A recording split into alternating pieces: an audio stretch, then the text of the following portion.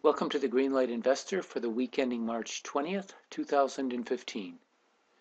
This video is for educational purposes only and should not be taken as personalized investment advice. We'll be going through some examples tonight. These are hypothetical examples. They're just using simulated information and should not be taken as personalized investment advice.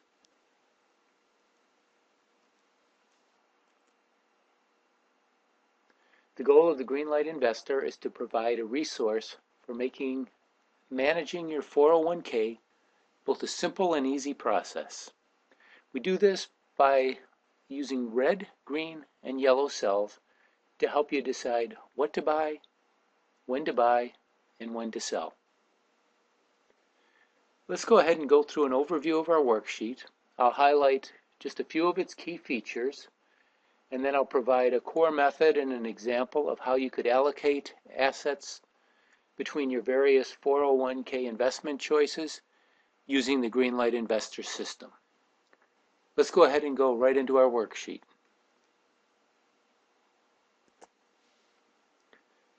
I'll go through an example tonight on how you can use this worksheet to help you make your investment choices for managing your 401k asset allocations. Just a quick overview of the worksheet is we have the investment choices on the left. This highlights all the different funds you have within your Deloitte 401k. Starts out with your core investments and then goes progressively into the more aggressive investments, starting with your fixed income, your U.S. growth and income. You're moving into the U.S. equity funds next, international funds, and finally the sector funds. Next section is the performance section.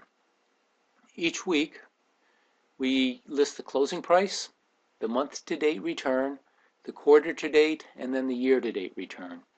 We'll be using these as adjustments since we are coming up to the end of the first quarter. And finally, let's go ahead and we'll see how we can use the red, green, and yellow lights in what is a unique and what I think is the most important part of this worksheet, and that's current weekly trends. We'll focus quite a bit on the center column, the one that's got the green in it, the relative strength trend change, which is column V. And then we'll be focusing to the columns on the right side and the left side of this column. Those will be the core cells that we'll use for making decisions within this worksheet. I'll give you a quick description of what we see on the right side. When you see green cells, you'll generally see those funds are in uptrends. And when you see red cells, you'll generally see that those are the funds that are in downtrends or are going neutral to sideways. The other thing that you'll see if you want to go a step deeper is you'll see a number that will show the relative strength of each fund. As the number is increasing, the fund is generally doing better. And as you see the number increasing, the fund is generally getting weaker. All right, let's go ahead and pull up our asset allocation. And what we'll do is go through an example this afternoon on how you can use all of this information to make a simple and easy decision on your 401k funds. If you go into View, and we'll hit Custom Views, and then let's go into just my allocations. And when you hit Show, the worksheet will adjust itself, and we'll take a quick look at the allocations we currently have. And then we'll do an end of the quarter review and see what adjustments we might want to make. Right now we're looking to be 100% invested, and that can include cash in the money markets. We use that as an asset allocation class. Currently we have 10% in our index fund.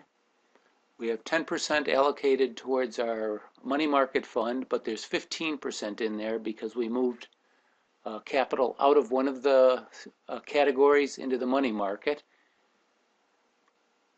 As we scroll down, we'll see that we have the U.S. growth and income is where we moved it out of last week, and that shows a 0% actual allocation, although we would like to have 5% in there. So we'll see if we make a change this week.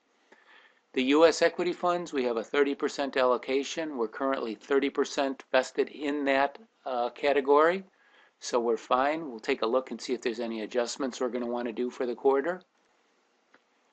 On our international funds, we also have a 30% allocation, and we are 30% allocated with 10% in our emerging market fund and 10% in the global equity, or 20% in the global equity fund. And finally, we have 10% allocated to our sector funds, and right now we have 10% in the financial services. So we'll go through that and let's see what adjustments we can make. A lot of what we've done is make it easy to use a slider, and this week we're going to slide over to our year-to-date performance, and we're going to leave that right next to our asset allocation, and that will help us decide if there's any adjustments we're going to want to make. Let's go ahead and move up to the top of the worksheet and we'll get started with this exercise. At the top we have a 10% allocation, which we arrived at by going through our questionnaire in the asset allocation guidelines.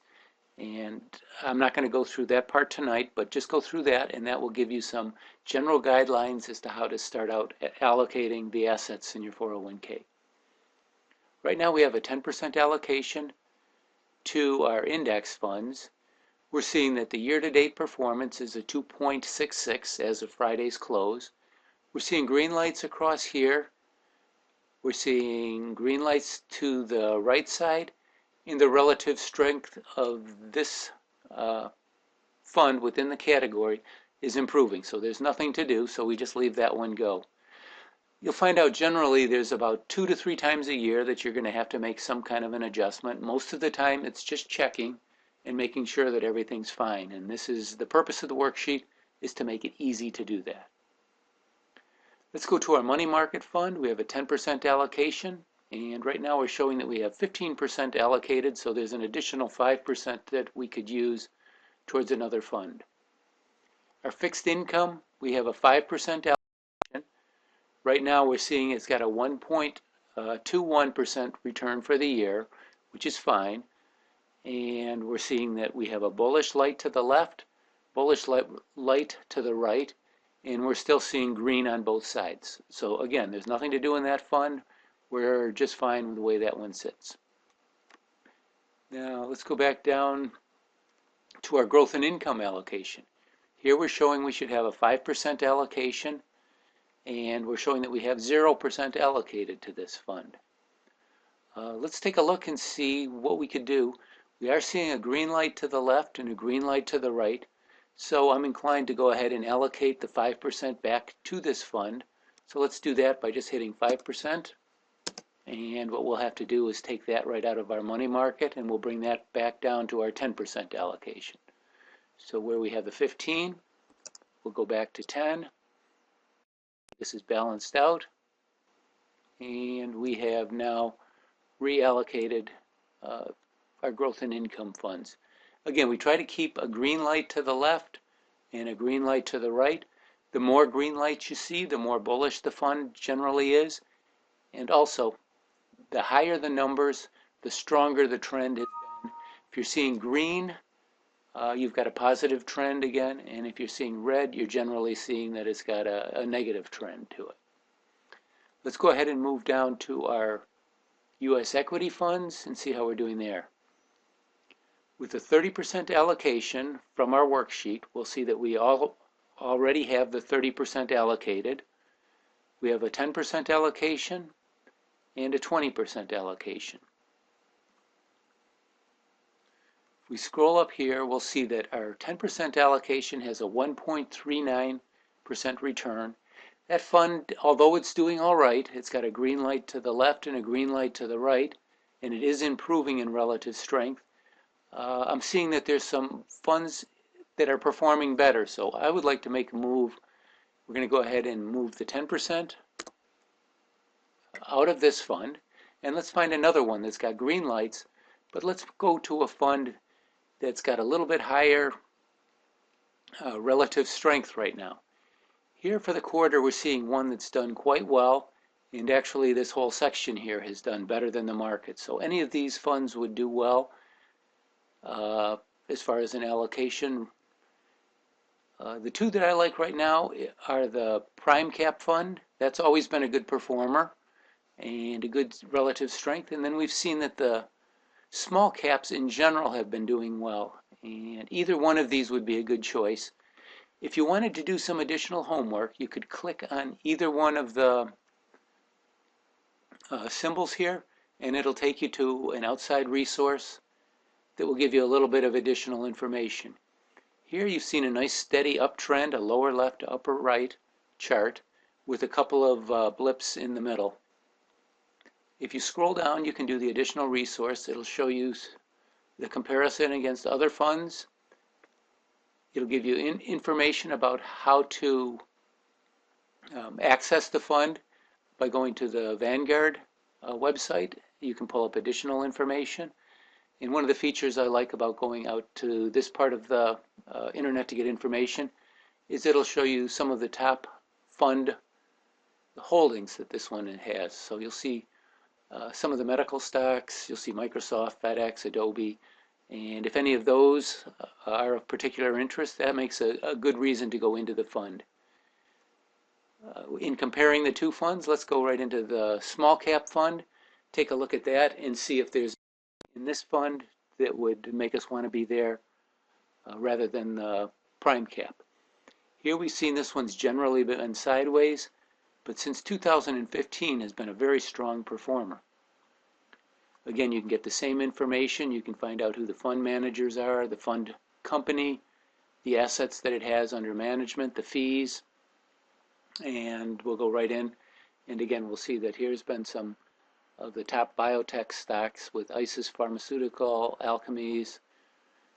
We've seen United Therapeutics has been doing well. So these are smaller, more aggressive funds. And depending on what your appetite is for risk, if you like a more aggressive fund, this would be a good choice. If you'd like something that's just a touch more conservative, the prime cap would be a good choice. I'm going to go with the prime cap just because I'm using this as an example.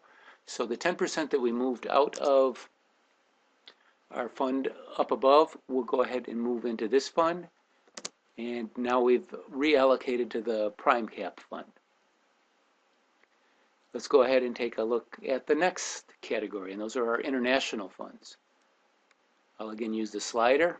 Let me just go over to the performance year to date and see how we're doing. We've got a 30% allocation according to our allocation guidelines that should be set towards our international funds. We currently, looking at the yellow cell, have the 30% allocated. Right now we have 10% allocated into the emerging market fund and 20% into the global equity fund. Let's see how the performance has been through this first quarter and see if there's any changes we'd like to make. Here with the 10%, we're seeing that we have about a 2% return, which is not bad, but we're seeing that it's lagging a lot of the other funds. I'm going to go ahead and elect to change that for this next quarter, and I'm going to take the 10% out, and I'm going to look for a fund that's got a green light to the left and a green light to the right. We've already got allocations there, so I'm going to go ahead and take this as an opportunity to move into another fund, in fact the only other fund that has a green light and a green light. So we'll simply take the 10% out of here and move it to our next fund, and this I believe is the Pacific stock index. So if we want, we can again go in, do a little bit of extra research, see if this fund fits our investment objectives and what we're trying to do as far as looking at the graph of the chart. We can see that it's been in a downtrend, and since 2015 has been in a strong uptrend. And same thing with the profile, the information. Show you the fund manager, how to get in touch with the fund. And let's go down and see what kind of holdings we've got. We've got Toyota, Samsung, the Bank of Australia. You've got Australia Banks and Honda Motors. So those have been doing well, and I'm going to go ahead and continue with that as an election for the next quarter. So we've got this to change also. So those are the two funds so far that we've made allocation changes to. And finally, let's go down to our sector funds. We have a 10% allocation to the sector funds. I have 10% in the T. Rowe Price financials for this example. And let's see how we've done. We've got a green light and a green light, but this fund's done 1.22%, which is slightly lagging the S&P 500. So we could go to another fund that's got a bullish. This one's very bullish. This has been the healthcare fund, and it's up over 12% for the year.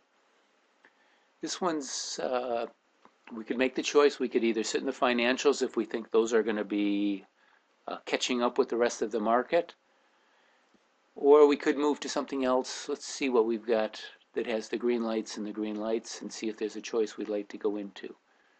We've got the real estate fund, financial services, the health cares, and the REITs. For right now, I'm going to go ahead and leave this one into the financial services fund, and we'll see if that continues to lag in the next couple of weeks after we get into the new quarter. Then I'll go ahead and wait for that time period, and we'll make the adjustment early in April or by mid-April. We'll take a reassessment of the sector funds and see how much we want to go ahead and allocate to those.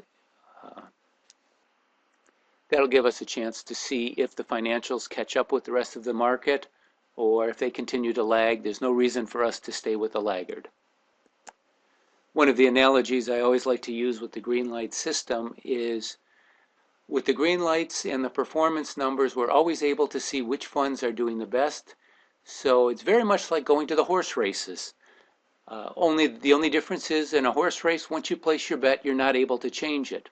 With the green light system, we're able to monitor which funds are doing the best and which ones have the best performance. So we're constantly able to make our adjustments to find the strongest funds or the fastest horses and change our bets as the race progresses throughout the year. And we can move our capital into what are the strongest funds throughout the year. And by doing so, we hope to get a little bit of better performance than the overall market. I hope this example was helpful in showing a method that you can use to manage your 401k. This is just a tool or a guideline, so there's lots of ways to use it. But the purpose of this is to give you a spreadsheet, and resources so you can make informed decisions, fairly quick decisions, so it's not a painstaking operation to find out which funds are doing the best and make it easy to make your fund choices. We'll be making the adjustments to the U.S. growth and income as well as the U.S. equity changes that we made this week. And then going into early April, we'll be reviewing our financial services fund and see how that's doing. And that'll conclude the example for this week. I want to thank you for watching this video. I hope it has been helpful and has given you some new ideas and resources for managing your 401k choices. To find out how the Greenlight Investor can help you make sense of your 401k allocations, you can simply visit our website at thegreenlightinvestor.org, or you can always send me an email and I'd be happy to either respond to your email or set up a time and we could go through this in a little more detail and see how it can help you make your 401k choices both simple and easy. Thank you again for taking the time to watch the video.